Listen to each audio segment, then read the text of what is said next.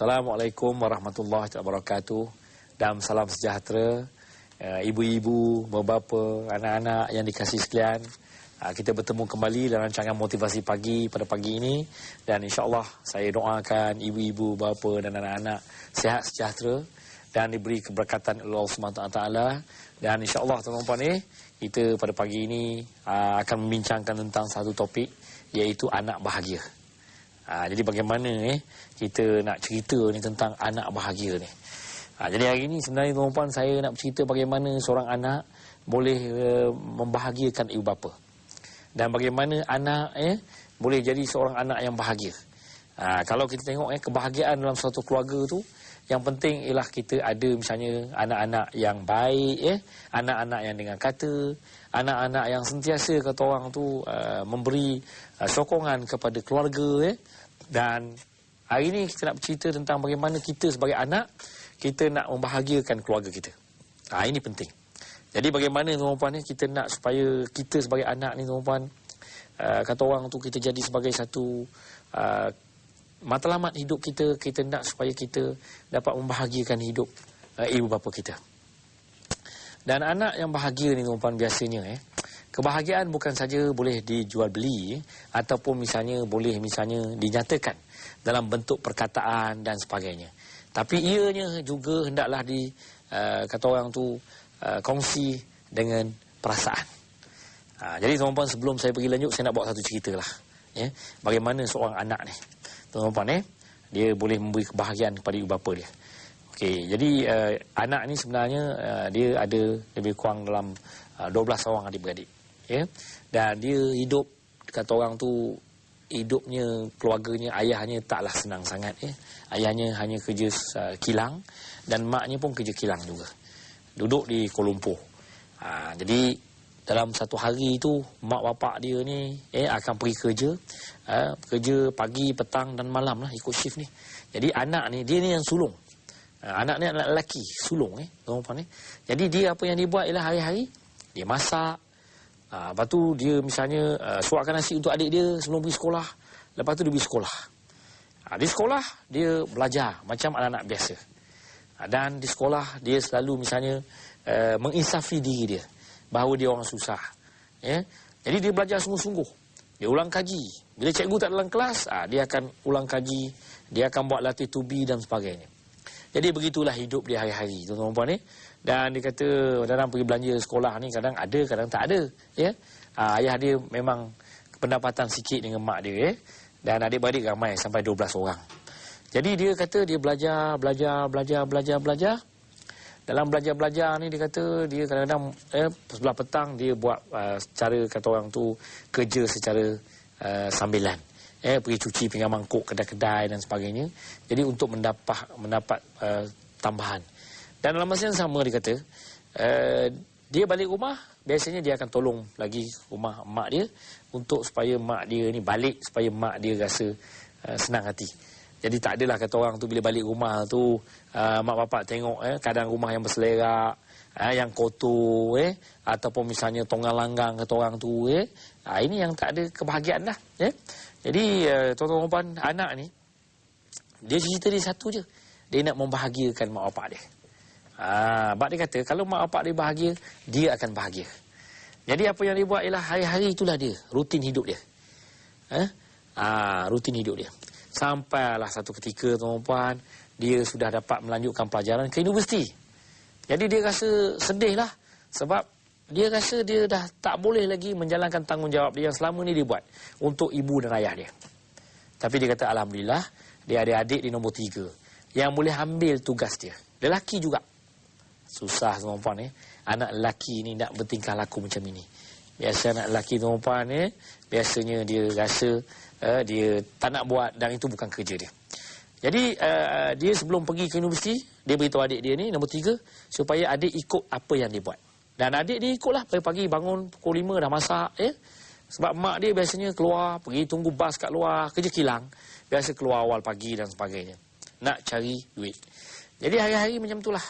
Adik dia pula ambil alih. Dia belajar di universiti. Tapi di universiti pun dia belajar. Dia dapat sedikit beasiswa Dan dalam masa yang sama, dia juga buat kerja part time lah. Hari Jumaat, Sabtu, Ahad, dia buat kerja. Dapatlah sebulan dalam 600, 500. Tapi duit itu dia hanya ambil 200. 400 dia bagi pada mak bapak dia. Jadi beginilah tuan-tuan, mulianya hati seorang anak.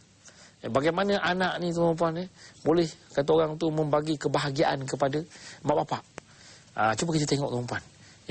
Jadi kalau anak-anak yang di depan TV ni kita apa kata misalnya selama ni orang selalu cerita anak lawan mak bapak, anak tak mau dengar cakap mak bapak, anak remaja misalnya suka menengking mak bapak. Apa kata kalau ambil contoh anak yang saya cerita tadi. Itu kisah benar tuan-tuan. Saya buat sesi kaunseling tu. Budak ni. Sekarang budak ni berada di universiti, sedang belajar. Dan dia kata azam dia dan cerita dia satu je. Dia nak supaya satu hari dia dah graduate, dia dah lulus dan dia dapat kerja yang baik. Dia nak supaya dia dapat menanggung keluarga dia dan memberi kebahagiaan kepada ibu bapa dia. Jadi kalau anak bahagia tuan-tuan ialah biasanya dia sentiasa memikirkan tentang anak dia. Pernah satu hari dia jumpa saya kat universiti tuan-tuan, dia menangis. Meleleh air mata dia. Dia kata apa? Saya tak dapat membantu mak bapak saya. Sebab nak exam, jadi dia tak dapat kerja untuk hari Sabtu dan hari Ahad. Jadi dia terpaksa menumpukan kepada pelajaran. Jadi pada bulan itu dia tak dapat beri duit pada mak bapak dia. Jadi dia rasa kalau boleh tiap bulan tu dia nak bagi duit pada mak bapak dia. Jadi ini tuan-tuan satu kata orang tu pengorbanan yang dibuat oleh seorang anak. Jadi kalau kita ambil iktibar daripada cerita ni tuan-tuan bahawa anak yang bahagia ni biasanya ialah anak yang sentiasa memikirkan tentang ibu bapa. Bagaimana nak jadikan ibu bapa gembira, seronok Sebab biasa tuan-tuan kita, ibu bapa kita ni mereka telah banyak berkorban untuk kita. Berkorban untuk anak-anak. Banyak tuan-tuan. Ibu bapa ni biasanya berkorban untuk anak-anak dari segi masa, dari segi tenaga, dari segi wang ringgit dan berbagai-bagai lagi. Jadi apakah pengorbanan kita pula untuk ibu bapa kita? InsyaAllah tuan-tuan kita akan bertemu kembali selepas ini. Kita bertemu kembali tuan-tuan dan puan-puan, ibu bapa yang dikasih sekian anak-anak Saya percaya pada pagi ini anak-anak masih lagi bersama dengan ibu bapa yang dikasihi.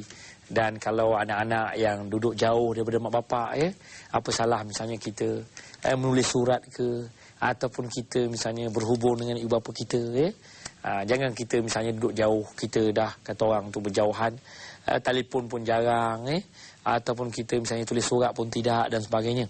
Jadi anak bahagia ni tuan biasanya ialah kita nak supaya kita dapat memberi kebahagiaan kepada ibu bapa kita. Kita tak nak menyusahkan ibu bapa kita. Dan kita naklah sentiasa tuan-tuan kita nak memikirkan bagaimana kita nak jadikan ibu bapa kita supaya ibu bapa yang kata orang sentiasa berada dalam keadaan ceria. Jadi apakah tata cara supaya kita ni dapat jadi anak yang bahagia? Apa cara-cara ni tuan-tuan? Okey, yang pertama ialah kita sebagai anak kita hendaklah sentiasa kata orang tu bersedia untuk membuat apa saja untuk ibu bapa kita. Itu nombor satu. Kita bersedia.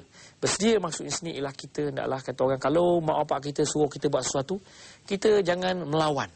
Kita jangan misalnya melambat-lambatkan suruhan ibu bapa. Hari ni ada juga anak-anak tuan-tuan kadang ibu bapa suruh banyak kali. Dia buat tak tahu je. Dia buat dengar tak dengar dan sebagainya. Dan ini menyebabkan tuan-tuan ibu bapa rasa kecil hati. Dia kalau boleh tuan-tuan, kalau ibu bapa kita suruh kita sekali saja, cakap sekali saja, kita terus mendengar kesuruhan ibu bapa kita, kita terus buat. Dan kita jangan sekali-kali banyak misalnya soal jawab apabila disuruh oleh ibu bapa. Itu yang pertama. Yang kedua, kita hendaklah sentiasa menghormati ibu bapa. Kita kena hormat mak bapak kita. Walaupun dia misalnya tua, walaupun dia cakap banyak, walaupun dia suka membebel ini sebab apa nak membahagiakan diri kita ni. Kalau kita tidak mendengar dan tidak menghormati dia jadi kita akan rasa bahawa kita berada dalam keadaan yang kata orang tu sukar untuk kita nak meneruskan kehidupan ni. Banyak tuan-tuan kadang-kadang anak yang tak dengar cakap mak bapak ni, biasanya dia akan menjadi anak yang mana hidupnya tak bahagia. Dengar cakap ibu bapa, insya-Allah kita akan mendapat keberkatan. Kita akan jadi anak yang bahagia. Yang ketiga tuan-tuan, kita hendaklah sentiasa kata orang tu ringan tulang nak tolong mak bapak. Ni kadang-kadang kita kat rumah misalnya, sama ada kita anak lelaki ke anak perempuan ke, kita naklah ada sentiasa rasa ringan tulang, rasa belah kasihan kepada mak bapak kita. Kita naklah sentiasa misalnya proaktif untuk menolong mak bapak kita. Tengok misalnya kat rumah banyak kaum muda, anak yang bahagia ni tuan-tuan ni, biasa kalau kita tengok misalnya kat rumah tu banyak pinggan mangkuk kaum muda, dia sendirilah turun kata orang tu dan bersihkan semua tu, tak payah ditunggu disuruh oleh mak bapak. Ini penting. Sebab tuan-tuan, kalau kita nak jadi anak bahagia ni tuan-tuan, bagaimana kita nak membahagiakan diri kita, begitulah kita nak membahagiakan mak bapak kita. Jadi apa yang mak bapak kita suka, maka hendaklah kita buat. Sebab kita pun suka apabila kita misalnya melakukan suatu kerja tu yang mana ibu bapa kita suka. Dan seterusnya tuan-tuan, kalau kita lihat juga sentiasa menunjukkan tingkah laku yang baik kepada ibu bapa kita. Kita naklah sentiasa menunjukkan tingkah laku yang baik. Tingkah laku yang baik macam mana tuan-tuan? Kita hendaklah anak-anak hendaklah sentiasa misalnya kata orang tu, kita hendaklah bercakap dengan nada suara yang lemah lembut. Jangan tengking mak bapak kita. Dan kita pun jangan sekali-kali misalnya kita membiarkan ibu bapa kita sedih. Kita hendaklah sentiasa misalnya memberikan kata mak bapak kita ni supaya dia rasa dia dihargai. Dan kalau boleh kita gauli dia dengan cara yang baik. Kita bergaul dengan mak bapak kita dengan cara yang baik. Sebab apa tuan-tuan? Kalau kita bergaul dengan cara yang baik, maka ibu bapa kita dia akan rasa dia dihargai. Ini penting. Dan yang seterusnya tuan-tuan, kita hendaklah sentiasa mengambil berat tentang ibu bapa ni. Ambil berat. Kalau boleh kita ambil berat, tanya khabar Walaupun mungkin ni ibu bapa kita ni jenis pendiam, ramai ibu bapa yang jenis pendiam, bapa jenis pendiam, tak banyak cakap dan sebagainya. Tetapi kita naklah sentiasa kata orang tu, menjadikan ibu bapa kita ni satu tempat yang kita untuk memberi mereka ini supaya dia rasa dia diambil berat, dia ambil tahu oleh anak-anak. Ini penting. Sebab apa? Bila ibu bapa rasa dia ambil tahu dan ambil berat ini, menyebabkan anak-anak ini rasa menjalankan tanggungjawab dengan cara yang baik untuk anak-anak kita. Jadi tuan-tuan dan puan, kalau kita lihat ibu bapa yang baik biasanya ialah dia akan sentiasa cakap dengan anak-anak supaya anak-anak ini memberi kata orang tu pertimbangan kepada dia, selalu misalnya memberi berat pada dia, dia akan cakap. Jadi kita sebagai bapa perempuan kita pun sentiasalah mengingat anak kita ni. Kalau dia misalnya dah kata orang tu tidak ambil berat lagi soal kita, kita naklah ingatkan dia, ingatkan anak kita supaya sentiasa ambil berat pada diri kita. Kadang anak-anak ni dilupa tuan-puan, dan kita beri peluang pada anak kita supaya mereka sedar dan mereka berubah semula. Dan seterusnya tuan-tuan dan puan, kita hendaklah sentiasa menjadikan anak kita bahagia. Anak-anak yang bahagia ni hendaklah sentiasa misalnya membuat sesuatu bukan untuk mendapat apa-apa balasan daripada ibu bapa. Kita buat sesuatu, kita buat dengan ikhlas hati, dengan bersungguh-sungguh, dengan tidak ada kata orang tu kita membuat sesuatu tu hanya kerana kita nak buat sesuatu tu. Tapi kita buat sesuatu kerana kita dengan penuh ikhlas, dengan penuh jujur, dengan penuh rasa kasih sayang. Ini tuan-tuan, kalau boleh kita buat sesuatu dengan penuh kasih sayang. Sebab kasih sayang ni tuan-tuan cukup mahal dalam kehidupan antara anak dengan ibu bapa. Anak-anak tahu tak bahawa ibu bapa nak kasih sayang daripada anak-anak. Ini yang paling mahal tuan-tuan. Kadang-kadang kita silap sebagai anak. Kita ingat mak kita, bapak kita nak duit kita. Bukan. Sebenarnya mereka nak kasih sayang kita. Nak supaya kita ambil berat pasal dia. Ambil tahu pasal dia.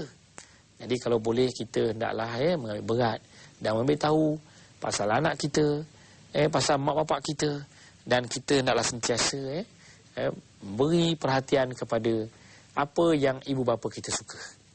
Jadi tuan-tuan, insya-Allah kita bertemu kembali sebab misalnya kita pula nak bagi anak kita ni supaya dia bahagia. Setelah anak kita tadi banyak berkorban untuk kita, ya, anak kita juga banyak misalnya membantu kita dan sebagainya. Jadi sebagai ibu bapa, kita boleh misalnya memberi kebahagiaan juga kepada anak kita. Memang ibu bapa semua nak bagi anak bahagia. Kita nak supaya anak kita ni bahagia, tuan-tuan. Tadi anak-anak kita telah pun kata, saya cerita tadi bagaimana anak ni boleh memberi kebahagiaan kepada kita. Mana berkomunikasi dengan baik dengan kita, menjaga kita dan sebagainya. Tapi bagaimana kita dengan ibu bapa? Bagaimana pula kita nak supaya anak kita ni bahagia? Jadi beberapa tips juga untuk pagi ni, tuan-tuan, kita nak anak kita bahagia. Memanglah banyak ibu bapa, ya, ramai ibu bapa yang memberi kebahagiaan kepada anak-anak. Jadi tuan-tuan puan, salah satu ialah kita hendaklah sentiasa maknanya kata orang tu tidak membeza-bezakan anak kita. Kalau boleh anak kita ada 5 orang, 6 ke 7 ke 8 ke 10 ke, kita jangan beza-bezakan anak kita. Selalu yang anak tidak bahagia ni apabila anak ini kata orang diskriminasikan. Banyak kes-kes kaunseling yang saya kendalikan, anak datang jumpa saya rasa sedih Tuan Haji, mak saya tak sayang saya, mungkin sebab saya ni belajar tak pandai, adik-adik saya, abang saya pandai, saya ni seorang tak pandai.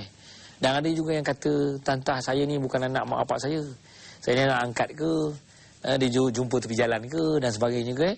Itu dah mula kata orang tu meruntum hati lah, sedih benar bila bercerita tu. Sebab apa? Mungkin kita sebagai ibu bapa tidak kata orang berlaku adil kepada anak-anak kita. Sebab anak pun tuan-tuan perlu bahagia, tuan-tuan, dalam kehidupan ni. Kalau tadi dia membahagiakan kita, bagaimana kita pula nak membahagiakan anak kita? Dan biasanya pertama, jangan sekali-kali kita membeza-bezakan anak kita. Anak kita, tuan-tuan, sama ada dia pandai ke, dia lawa ke, dia handsome ke, dia putih ke, hitam manis ke, dan sebagainya. Kita layan dia sebagai anak kita. Itulah zuriat kita. Itulah keturunan kita. Itulah yang kita lahirkan. Maka hendaklah kita melayani mereka dengan penuh kasih sayang, ya, dengan penuh kata orang tu perhatian, ambil berat dan sebagainya. Itu nombor satu. Jangan beza-bezakan. Yang kedua, tuan-tuan, kita hendaklah sentiasa maknanya menghargai sumbangan anak kita kepada kita. Contoh tadi, saya dah cerita dalam yang slot pertama dan kedua tadi, bagaimana anak-anak ni banyak misalnya membantu ibu bapa, memberi sumbangan kepada ibu bapa dari segi misalnya tenaga, masa dan sebagainya. Sekarang, bagaimana kita nak memberi penghargaan kepada anak-anak kita? Cara menghargai ini, tuan-tuan, senang saja. Iaitu yang pertama, kita hendaklah sentiasa mengucapkan terima kasih kepada anak kita apabila dia tolong sesuatu. Contoh tadi, kalau dia tolong masak nasi, dia tolong kat dapur, kita pergi kerja, anak kita tolong kita dan sebagainya, maka kita hendaklah kata orang tu berterima kasih, memberi kata orang tu pengiktirafan kepada anak kita. Apa yang dia buat, kita beri pengiktirafan, kita beri kata terima kasih. Tuan-tuan dan yang ketiga, kita hendaklah sentiasa bukan saja terima kasih, bukan saja dengan kata-kata, yang penting juga ialah kata orang tu ialah sentuhan. Kalau boleh sebelum kita pergi kerja, kita salam anak kita, kita peluk dia. Tuan-tuan cuba tengok. Kalau kita peluk anak kita, saya banyak buat sesi kaunseling. Kadang-kadang ibu bapa kata, kenapa anak ni suka melawan sangat? Anak saya suka melawan dan sebagainya. Sebenarnya, tuan-tuan, kita boleh memikat anak kita ni. Ni bukan memikat, tuan-tuan, memikat untuk memikat kekasih itu, tuan-tuan. Nak memikat anak pun ada. Dengan cara macam tu. Ada ibu bapa memikat anak dengan cara memberi wang ringgit. Dengan memberi misalnya berbagai-bagai hadiah. Memberi berbagai-bagai kemewahan. Tetapi silap ibu bapa ialah kita tidak memikat anak kita dengan cara iaitu ikatan dari segi emosi. Ini hari ni saya nak bercakap ni. Ikatan dari segi emosi yang menjadikan anak bahagia. Ramai anak-anak yang jumpa saya, tuan-tuan, ayah saya miskin, susah, tapi saya bahagia. Saya tanya kenapa? Sebab mak bapak saya bila nak pergi kerja, dia mesti salam saya dan cium dahi saya dan peluk saya. Saya rasa itulah yang paling bahagia dalam hidup saya. Dan seorang anak, tuan-tuan, saya nak kongsi pada pagi ni. Dia ni, ayah dia cukup sayang dengan dia. Dia anak lelaki, tuan-tuan, dan dia di Universiti Melaya tempat saya. Jadi pada satu hari dia jumpa saya menangis-nangis. Saya kata kenapa? Dia beritahu sebenarnya Tuan Haji pada hari ini dan besok dan seterusnya, saya tidak dapat lagi rasa pelukan ayah saya. Dia menangis. Saya kata, saya pun rasa simpatilah dengan awak apa yang awak alami. Dia kata sebenarnya Tuan Haji, umur saya sekarang dah 22 tahun. Saya rasa sejak daripada kecil sampailah saya dah 22 ni, bila saya nak pergi mana, saya nak pergi universiti ke ataupun lu masuk sekolah, ayah saya akan peluk saya dan cium saya.